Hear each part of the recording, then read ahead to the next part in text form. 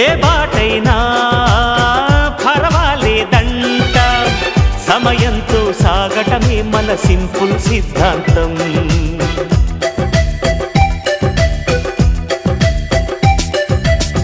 చిరుగాలికి పరిమళమిచ్చే సిరిమల్లెల వనమై ఉందాం, గగనాన్ని నేలను కలిపే హరివిల్లుల బంతెన అవుదాం.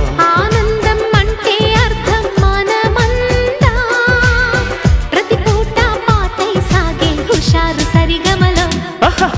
ఎన్నో ఎన్నో రాగాలుండే సంగీతం కాదా, చల్లకి నవ్వుల కేరింత.